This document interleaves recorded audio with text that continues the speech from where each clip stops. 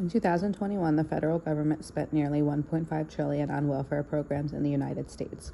In 2022, $1.3 trillion is projected. This was said by attorney at Lexington Law, Anna Grizzou-Nov, which she wrote in an article on March 14, 2022.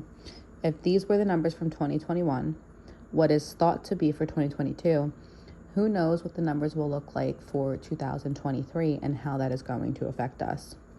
Listen today, because this could affect the lives of your friends and family, affects you as a taxpayer, and raise the probability of crime rate.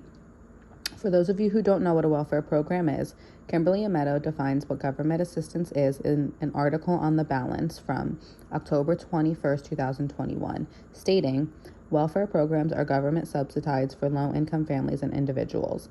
Anyone receiving welfare must prove their income falls below a target. Today, I'm going to convince you that United States should require drug testing for welfare recipients while discussing the problem, what causes this problem, how we should solve it, and of course, in opposition. The problem is simply not drug testing welfare recipients. It can often be said that welfare recipients, while even in offices during their application, are under the influence. This is noted when other applicants see erratic behavior, people falling asleep, people nodding off, people acting angry, irritability.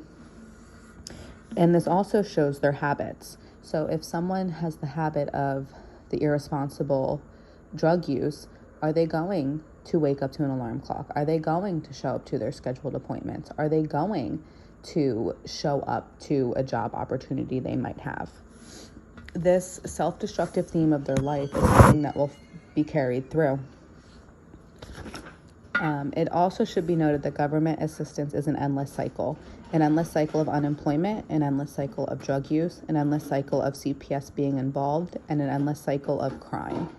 Now, of course, you have every problem that is caused by something. Drug testing welfare recipients will help with that cause. So not saying government housing assistance is the problem, but by putting people who need the assistance in the same area, you're putting drug users in the same area. You're putting crime rate in the same area. You're causing the separation. So with not drug testing welfare recipients, you are just putting everybody and all the negativity in one area.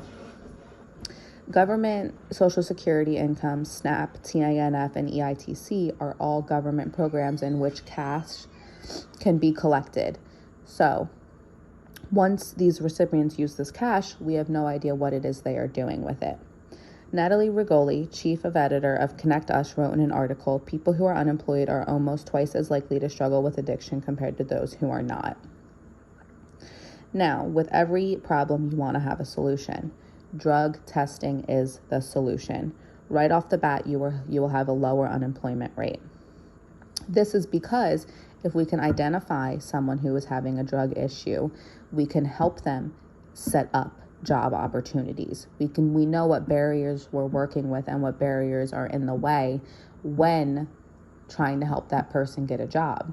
Unemployment rate will fall if we can set people up with a job where an employer isn't worried about past incidentals or isn't worried about the person having a previous drug use. They're just trying to help the person better themselves now. In addition, there will be lower crime rate. You won't have as many drugs on the street. It's also a good use of tax dollars. Now, with every problem, someone is going to disagree with you. This is where we have our opposition. So people might say this is a violation of the Constitution. What about their rights? What about our rights? Is it against their rights to drug test somebody? Do we have the right to know what they do with their money? So on and so on. Again, Natalie Rigoli wrote in a Contact Us article, the goal of these programs is to ensure that the funds being given through the welfare programs are spent on the items that are necessary for survival instead of on additional drugs. This just reinforces that this money comes from tax-paying citizens and is funded by and is also funded by the government. This money should be used for items for survival needs, such as transportation, food, housing, not for them to have free reign on what it is they buy. It should also be noted that stereotyping might be an issue, negative stigma might be an issue. So we have the problem of not drug testing people. You have the causes which come with the government, how the government assistance is provided. Then you also have what needs to be done. We need to drug test anybody who wants to be a welfare recipient. If not, what happens to them? What happens to you? What happens to us? We need to stop that revolving door that just keeps enabling